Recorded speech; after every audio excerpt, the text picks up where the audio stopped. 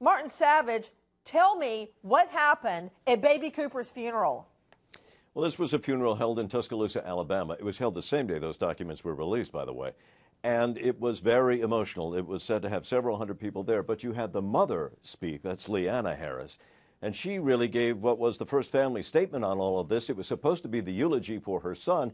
But instead, she stands up and begins defending her audience.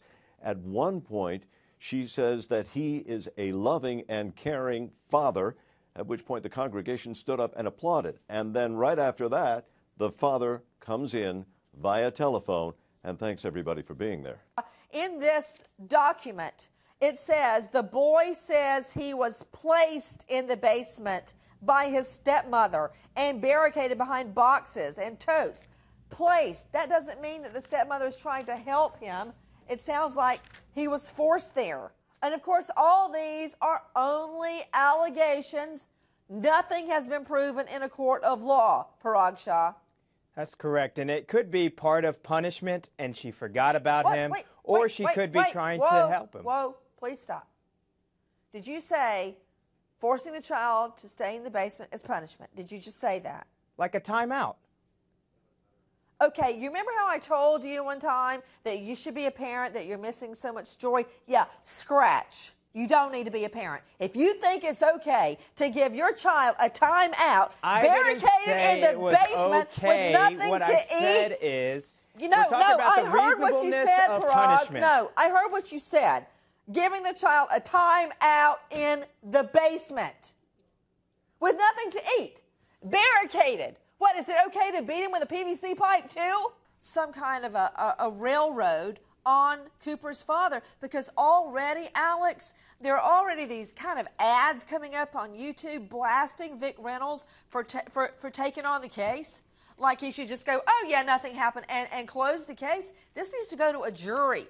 And he's already being blasted with suggestions he should be thrown out of office, which is ridiculous. And the point is, that's why they're having a PC hearing, so everybody knows, that's why you're bringing the case. No, if he's a public official, he should not be concerned with whether or not he's going to get a bad line in the local newspaper. Put him if he has it. You can't have it both ways, Sanchez. First you say, why is he going to a probable cause hearing? And I tell you, because if he had a grand jury, then you, Alex Sanchez, would be screaming, oh, it's a secret grand jury. They don't want us to know the evidence. So now that he's having a PC hearing in open court, you're now complaining, oh, why is he having a PC hearing? No, I'll tell you why he's going to the probable cause hearing. You really do beat all. No, you really do. He's going to the probable cause hearing because he does not have a particularly strong case, and he's hoping to throw the judgment on to the judge, Nancy, and you know I'm right about that. If the child had died of heat stroke, would you expect to find blood or vomit? I may see vomit with aspiration of vomit, but I would not expect to find blood. That's not one of the autopsy findings. What do you mean aspiration of vomit? The child would vomit when he's in extreme discomfort, extreme suffering, and then as he breathes in, he breathes the vomit down his trachea into his lungs. Dr. Mannion, with heat stroke, the temperatures were in the 90s that day. How long would it have taken the child to have heat stroke and die? I think within 30 to 60 minutes. The temperature in that car would rise very quickly, and once that child reaches 107 degrees, that's by definition heat stroke, and you're basically cooking your brain. In the last hours, stunning and damning new details emerge. Daddy, in a court of law, there, listening, sitting stoically until evidence comes out. He's sexting 6 different women. Sexting, sending pictures to women of his erect penis as his toddler boy, Cooper, bakes dead in the car at the same time.